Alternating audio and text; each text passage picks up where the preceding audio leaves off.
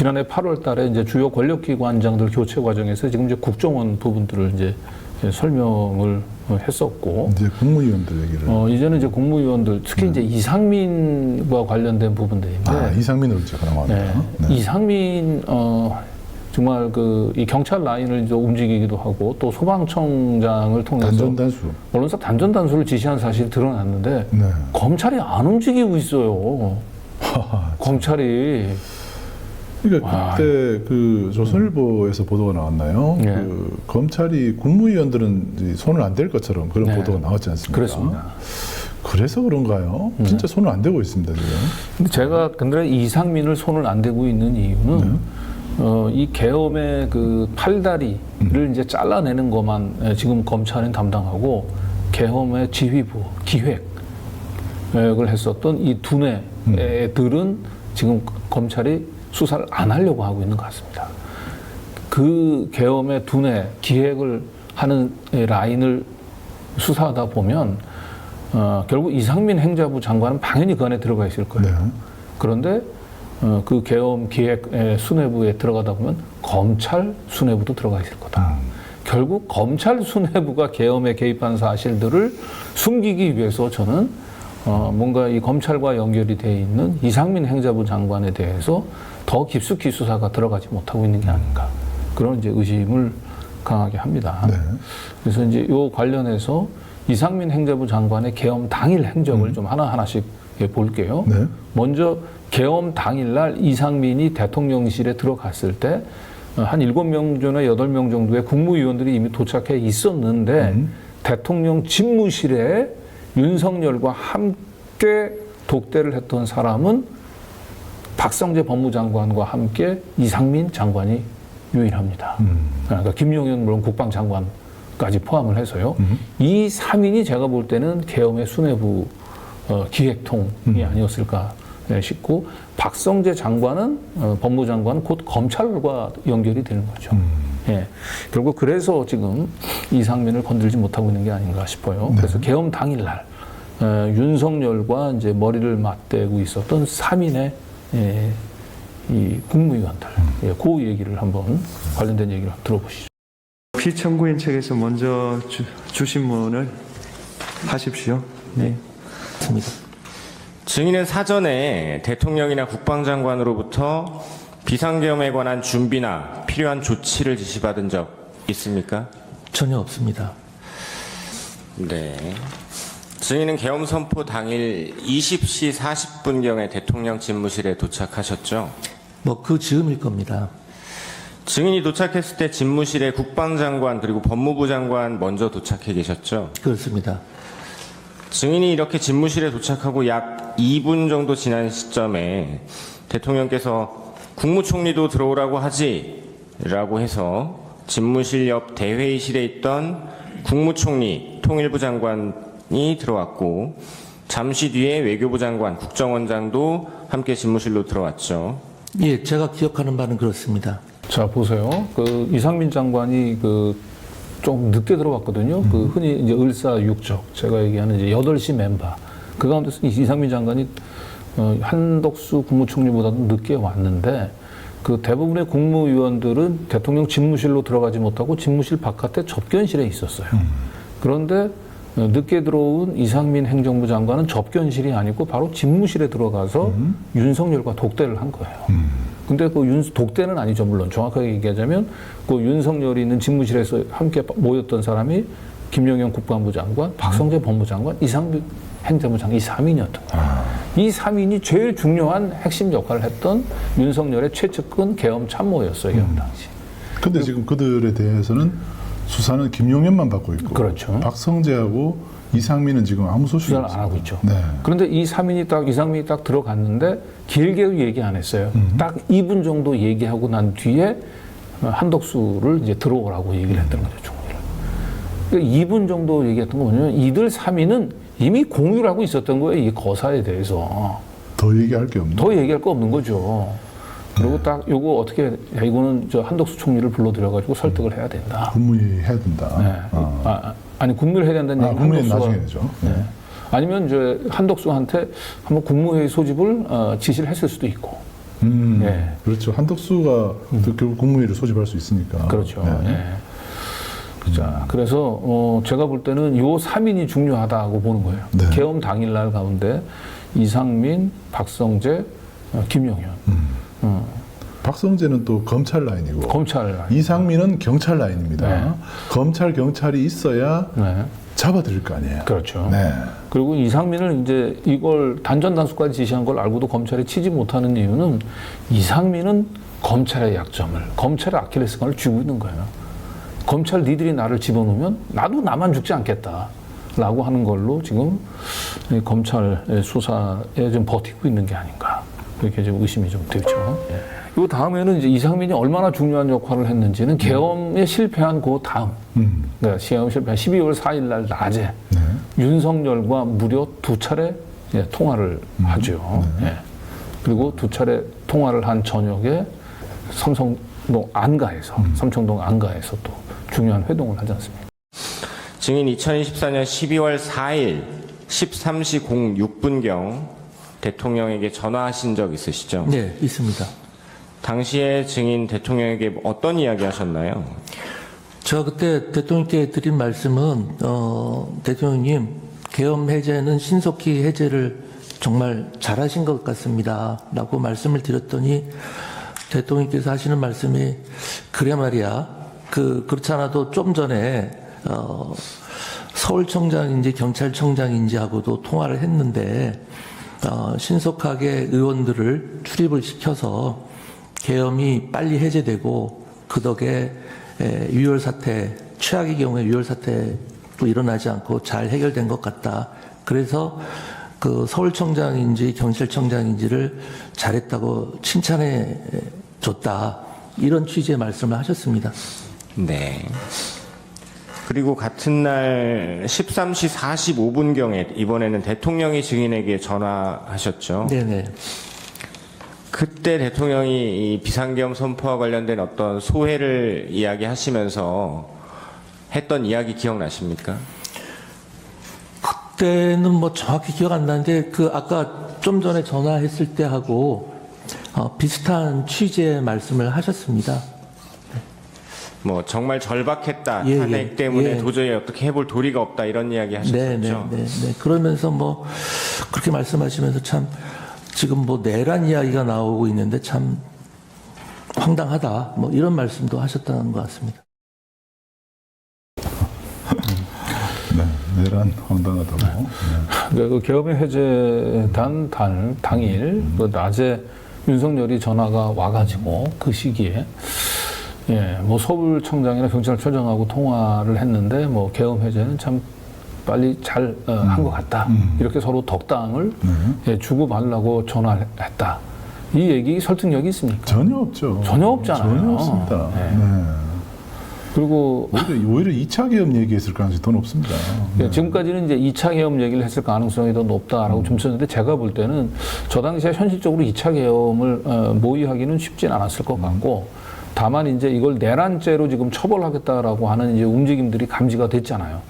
그래서 이 사후 대책을 아마 논의를 하지 않았을까. 우리가 어떤 식으로 이 12.3 계엄을 정당화할 것인지 부분들 아무래도 판사 출신이고 법률 전문가니까 그 이상민이 이제 그 윤석열에게 전화해서 이러이러한 식으로 우리가 그 입을 맞춥시다라고 얘기를 했을 것으로 저는 보입니다. 그러느라고 전화 통화를 했을 거라고 보여요. 그러네요. 네, 그리고 서로 입을 맞추기 위해서. 그 구체적인 이 입을 맞추는 그 문제를 놓고 그날 저녁에 저는 삼청동 안가에서 4인이 만났다라고 보여집니다. 네. 그 4인이 이 사람들이죠. 이 사람들. 네. 이 사람들입니다. 네. 네. 자, 박성재, 이상민, 이완규 법제처장, 그리고 네. 김주현 민정수석. 네. 이 네 사람 다 검사 출신, 한 사람은 판사 출신이고 이상민. 어쨌든 다 법률 전문가들이에요. 네. 나머지 세 명은 다 검사 출신이니까. 네. 이 사람들이 계엄 다음 날 계엄이 실패하고 난 뒤에 삼청동 안가에서 모여서 뭘 얘기했겠습니까? 그냥 자기네들은 뭐 친분을 다지고 뭐 좀 이른 망년을 하기 위해서 만났다고 얘기하는데 천만에 그럴 리가 있겠습니까? 그리고 이 4인의 회동하기 전에 낮에 이상민이 2차례나 윤석열과 통화를 했다. 이 4명이 머리를 맞대고 이 계엄의 실패에 따른 이 후과를 이제 최소화하기 위해서 어떻게 우리가 입장을 정리할지, 어떻게 각자의 그 역할들을 분담을 할지를 아마 논의를 했을 가능성이 매우 높다라고 저희는 보여집니다. 네. 그리고 이 4인방 가운데서도 가장 중요한 앵커 역할을 했었던 사람은 저는 이상민이라고 보여집니다. 네. 자, 12월 3일 계엄 당일에는 위에 윗라인이죠. 윤석열, 김용현, 조지호, 김봉식, 그 다음에 또 누가 있을 것 같다. 저는 뭐 추경호 원내대표 또는 검찰총장이나 아니면 서울중앙지검장 또 계엄 당일날 안가에서 만났을 가능성이 높다. 신부정이 없는 게 너무 이상해요. 네. 자, 그 다음에 12월 4일 계엄 다음 날은 윤석열, 이상민. 저때 윤석열은 없었어요. 통화만 했죠, 이제. 그렇죠. 그리고 이상민이 이제 그 서로 연락을 해가지고 저 4명이 만납니다. 이상민, 이완규, 박성재, 김주현 이렇게 4명이죠. 네. 어쨌든 저 이상민을 저 잡아들이게 되면 저기에 김주현 민정수석이나 박성재 법무장관, 저는 이제 검찰하고 이제 직결되는 거죠. 예. 그래서 사실 이제 이상민 행안부 장관을 더 이상 검찰이 물고 들어가지 못하고 있는 걸로 보입니다. 예. 네. 그러니까 김용현은 이미 뭐 몸을 숨긴 상태였고 계엄 다음 날은 그죠. 네. 그리고 조지호, 김봉식 대신에 이상민이 왔다면 심우정이나 서울중앙지검이나 대검 관계자 대신에 박성재, 김주현이 왔다. 뭐 이렇게 좀 주장해 볼 수도 있죠. 네. 자, 그리고 다음 들어볼 거는 이상민 이제 계엄 문건 얘기하는 거죠. 네. 다음 들어보시죠. 네, 결국 이제 이상민의 주요한 역할, 언론사 단전 단수와 관련된 얘기가 여기서 이제 나오죠. 네, 들어보시죠. 뭐 단전 단수 관련해서 뭐 쪽지 보셨다는 거예요. 네. 그 쪽지 말고 계엄 선포 자체에 대해서 뭐 검토한 문건이라든가 이런 문서는 혹시 그날 그 자리에서 보신 적 있습니까? 그 검토한 문건이라기보다 제가 최초로 대통령 집무실에 도착했을 때 그 또 책상에 있는 걸 문건을 하나 봤는데 네.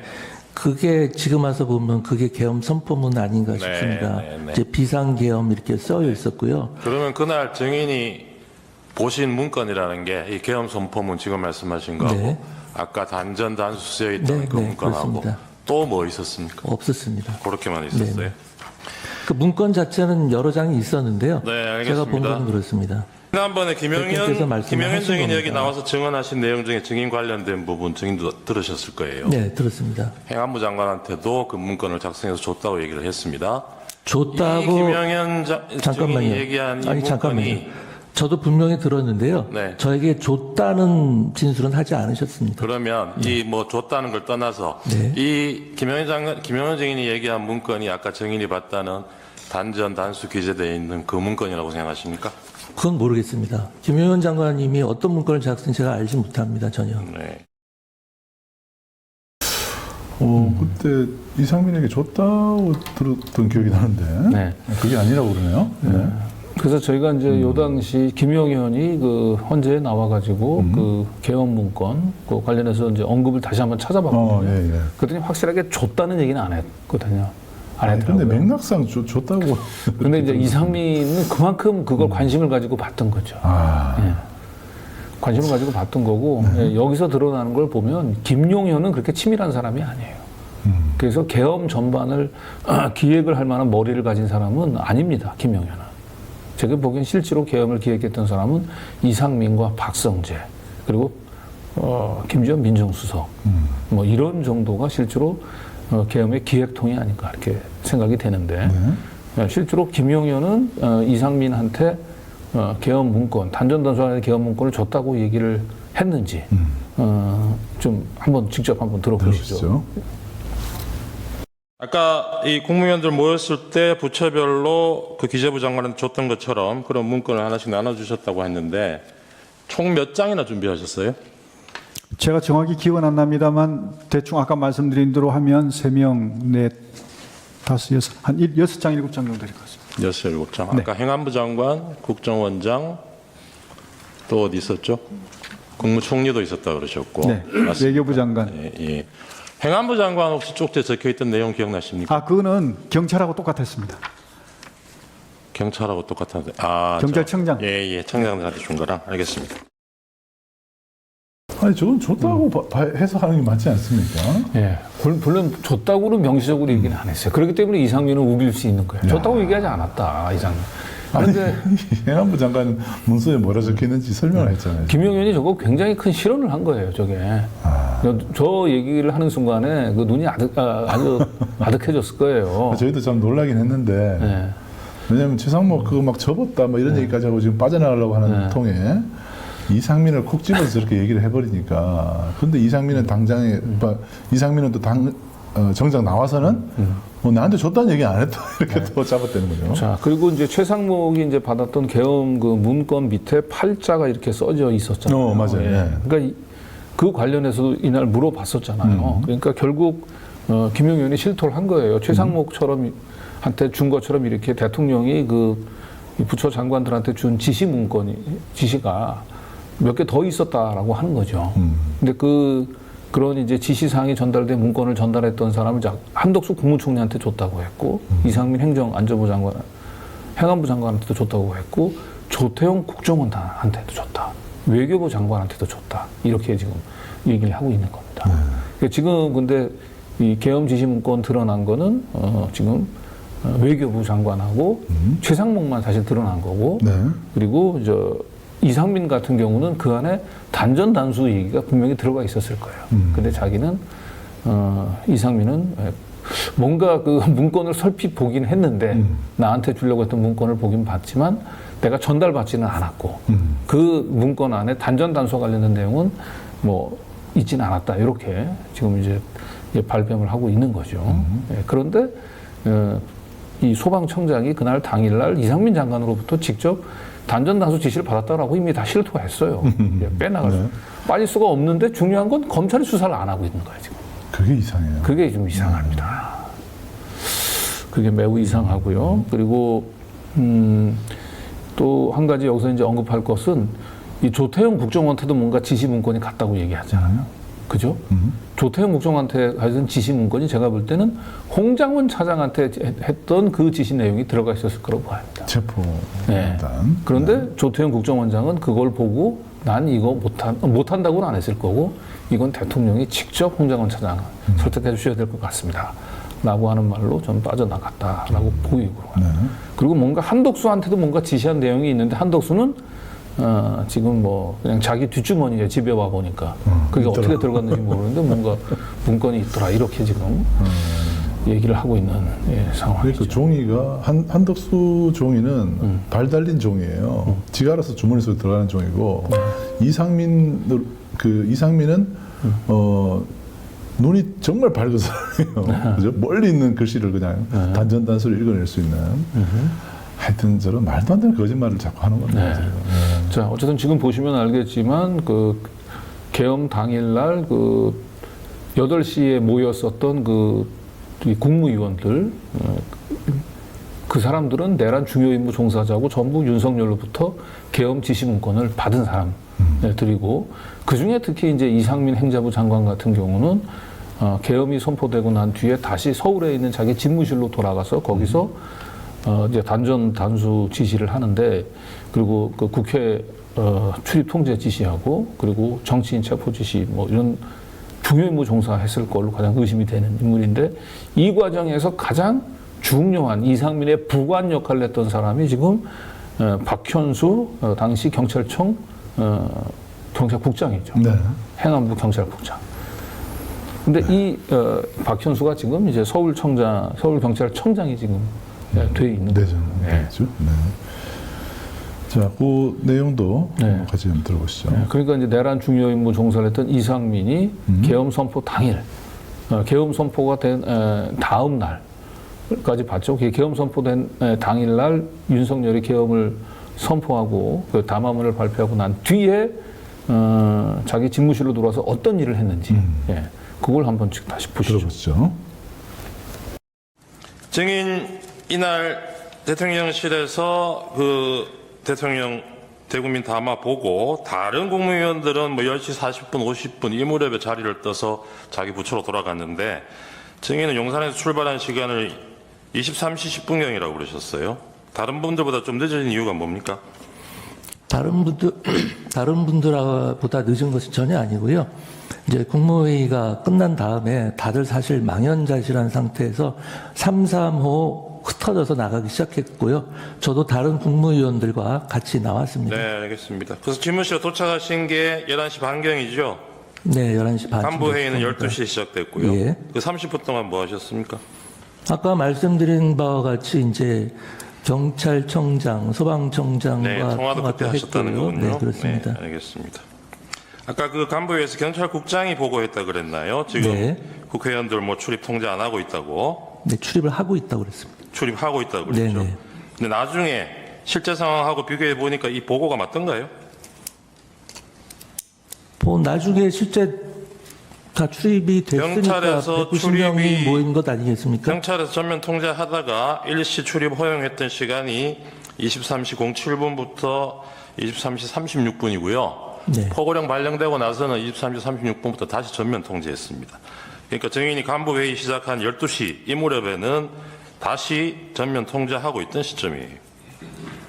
나중에 그거 확인 안 해보셨습니까? 지금 근데 그 시점에서 경찰국장이 왜 그런 보고를 했냐 이런 취지의 질문이신 것 같은데요. 그것은 경찰국장에게 확인해 보시면 될 것 같습니다. 실제로 그렇게 저한테 보고를 했습니다. 모든 간부들이 모인 자리에서. 네, 결국 저 박현수 국장, 경찰국장이 굉장히 중요한 역할을 좀 한 걸로 지금 보이죠. 예.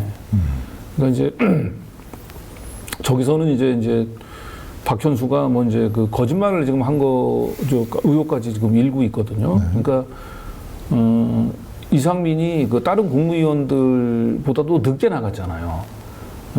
그러니까 윤석열이 이제 담화를 10시 22분부터 이제 좀 발표하고 난 뒤에 대부분의 국무위원들이 10시 40분이나 50분쯤에는 이제 대통령실을 이제 빠져나가거든요. 근데 이상민은 11시 넘어서 나간 거예요. 이 얘기는 뭐겠어요?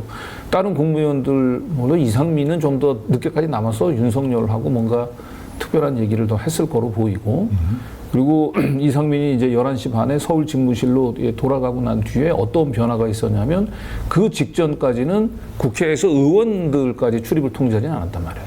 그런데 이상민이 그 돌아가고 난 직후에는 이제 출입을 통제하기 시작을 했던 거예요. 그러니까 이게 다 이상민이 다 했던 일로 이제 의심이 되죠. 그리고 그 직후에 곧바로 또 소방청장한테 전화를 걸어서 단전 단수를 지시했는데, 그리고 난 뒤에 12시에 그 간부회를 소집했는데 간부회에 참석했던 박현수가 실제 상황과 다른 허위 보고를 했다는 거 아닙니까? 지금 이제 의원들은 자유롭게 출입을 합니다. 그런데 그 보고를 할 당시에 의원들은 출입을 못했어요. 출입을 막았기 때문에. 박현수가 이제 허위 보고를 했다라고 하는 식인데, 이 중요한 그리고 여러 가지 의혹에 휩싸이는 이 박현수, 말하자면 이상민의 복심이라고 할 수 있는 이 박현수가 지금 이제 내란 관련해서 굉장히 중요한 의혹을 받고 있는데 지금 서울경찰청장에 임명이 됐죠.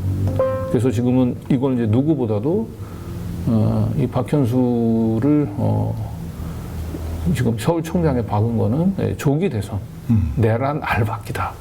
이제 이렇게 지금 얘기를 하고 있고, 또 한편으로는 지금 이 박현수가 그 서울청장에서 지금 명태균 게이트도 같이 수사를 하고 있거든요. 결국 그 다음 슬라이드를 보여주시면 좋을 것 같아요. 네. 조기 대선용으로 용이기도 하고, 그 다음 슬라이드를 보여주시면 비화폰 수사.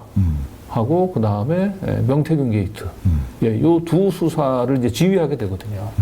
이게 다 대선 판을 이제 뒤흔들 수 있는 중요한 수사인데, 이걸 지금 이 수사를 좀 주물럭거리기 위해서 결국은 박현수를 서울청장에 앉힌 게 아닌가, 매우 이제 의심이 되고요. 결국 이건 이제 다음 대통령에 들어왔을 때 결국 이제 특검을 통해서 전체 다 다시 봐야 될 것 같아요. 네, 그렇습니다. 자, 그래서 이제 이 이상민의 그 계엄 당일날 이 수상한 행동과 관련해서는 우리 그 용해인 의원이 그 내란 국조특위에서 매우 중요한 아주 종합적으로 잘 정리를 좀 했습니다. 그렇죠. 그러니까 이상민을 지금 수사해야 되는데도 네. 수사를 하지 않고 있는 이유들을 조목조목 네. 지금 설명을 하고 있어요. 네. 같이 들어보시죠. 23시 30분 윤석열이 조지호 청장에게 수차례 전화해서 국회 들어가려는 국회의원들 다 체포해, 잡아들여, 불법이야, 포고령 위반이야, 체포해라고 지시 압박합니다. 그때 이상민 증인 뭐 했는지 기억하시나요? 증언하지 않겠습니다. 23시 26분 서울청사 도착하자마자 23시 34분에 윤석열이 조지호에게 전화한 지 정확히 4분 후에 조지호 청장에게 전화했습니다. 맞습니까? 증언하지 않겠습니다. 증언하지 않지만 그날의 행적은 이미 다 드러나 있습니다. 3분 뒤인 23시 37분에 소방에게 전화해서 경찰 단전단수 지원하라고 지시합니다. 이게 윤석열이 경찰을 압박한 지 10분도 안 돼서 다 벌어진 일들이에요. 0시 30분에 윤석열이 이진우 수방사령관에게 전화해서 아직도 못 들어갔어? 본회의장 들어가서 4명이 1명씩 들쳐 업고 나오라고 해! 라고 압박합니다. 이때 증인은 긴급 간부회의 그리고 경찰은 지휘부 회의를 갖습니다. 그 직후인 0시 39분에 경찰이 행정안전부에 재난안전통신망 이동기지국 설치를 요청합니다. 이 이동기지국이 출동한 곳이 딱 3곳이에요. 국회의사당 그리고 국회의장 공간이 위치한 한남동 공관촌 그리고 대통령실 인근입니다. 이 공간이 어떤 곳이냐면요. 계엄 당시에 수방사 군 병력이 배치됐던 곳과 정확히 일치합니다. 0시 56분에 수방사가 서울시에 군경 합동상황실 개소를 문의했다는 것은 이미 알려진 사실이고요. 재난안전통신망은 여기 계신 많은 사람들이 알고 있는 것처럼 수방사, 경찰, 그리고 소방, 서울시, 행안부가 함께 통신할 수 있도록 되어 있습니다. 단전다수뿐만 아니라 통신까지 끊으려고 한 건 아닌지 정황상 의심할 수밖에 없습니다. 다음입니다. 비상계엄 해제 의결 이후에도 장관은 경찰국장을 통해서 경찰 상황을 수시로 확인을 했어요. 이동기지국을 그대로 아침까지 배치를 했고 4일 아침 외출하고 국무위원 간담회하고 저녁에 안가에서 회동을 합니다. 계엄 수습책 논의에 앞장선 것으로 보여요. 그리고 그 다음날 국회에 출석해서 처음으로 고도의 통치 행위라는 변론 방향을 제시를 합니다. 실제 이상민 행안부 장관의 행적은 계엄을 적극적으로 지휘하고 지원한 것으로 해석할 수밖에 없습니다. 경찰 소방의 내란에 동원하고 국회에서는 고도의 통치행위 운운하면서 변론 방향 제시하고 꼬리 밟힐까봐 더 이상 증언하지 않으려고 사퇴하고 숨죽이고 기다리고 있었던 겁니다. 소방청장 때문에 꼬리 잡히지만 않았어도 거짓말 그 자리에 앉아서 뻔뻔하게 하고 계셨겠죠. 지금처럼 증언을 거부하지 않고. 그렇지 않습니까? 이상민 증인이야말로 재범 우려 그리고 증거인멸 우려가 크고요. 그리고 혐의 또한 내란 중요 임무 수행으로 중합니다. 다른 이미 중요 임무 종사자들이 다 구속되어 있는 형평성을 고려할 때 수사기관에서는 이상민 증인을 즉각 구속 수사해야 한다라고 판단합니다. 이상민 증인 동의하십니까? 증언하지 않겠습니다. 네, 오늘의 이상민 장관의 이 비겁한 역사 죄인의 모습을 국민들은 똑똑히 기억할 것입니다. 그리고 역사가 반드시 기록할 것입니다. 이상입니다. 자기를 구속 수사해야 된다 그러는데 동의하지 않습니다가 아니고 증언하지 않겠습니다라고 답했습니다. 네, 요 영상은 이제 사실 이제 많이 나가서 다들 이제 익숙한 영상일 몇 번 텐데, 봤죠. 예, 이거 말고 저희가 2개 영상을 더 준비했었는데 오늘 이제 제가 편집 과정에서 시간 관계상 저희가 뺐는데 일단 한 가지가 뭐냐면 이 이상민이 그 계엄 당일날 오전에 국무회의가 있었어요. 근데 그 국무회의가 끝나고 난 뒤에 김용현이 이상민을 잠깐 보자고 해가지고 이상민 집무실에서 김용은 두 사람이 그날 따로 만납니다. 그날 오전에. 그래서 그때 이제 김용현이 오늘 9시에 대통령께서 자네를 보자시네라고 얘기를 해요.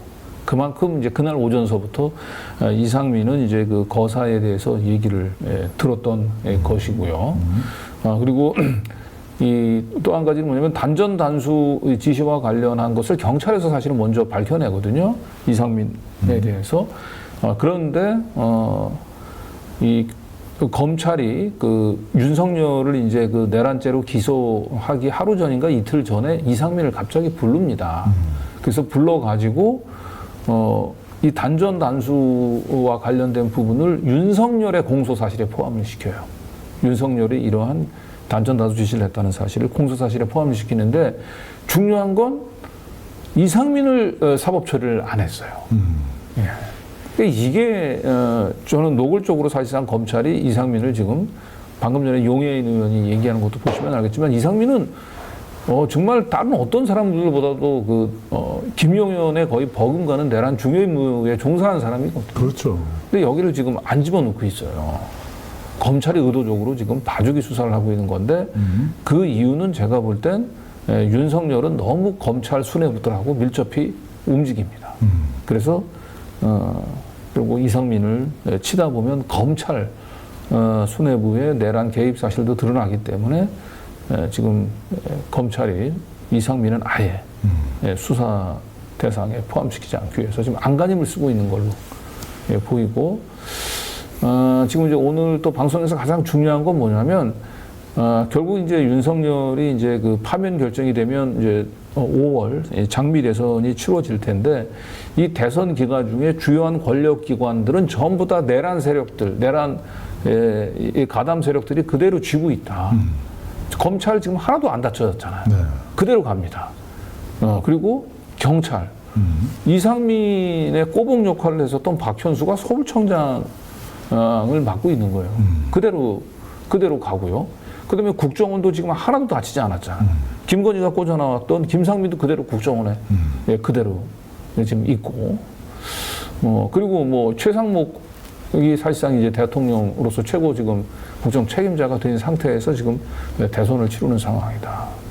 그래서 사실은 내란과 관련해서 팔다리 역할을 했었던 군인들 빼고는 지금 내란 세력들은 제대로 지금 척결한 사람들이 없어요, 지금. 네. 예. 그래서 이게 지금 가장 심각합니다. 그렇죠. 그래서 지금 현재도 내란이 진행 중에 있다라고 볼 수밖에 없습니다. 네.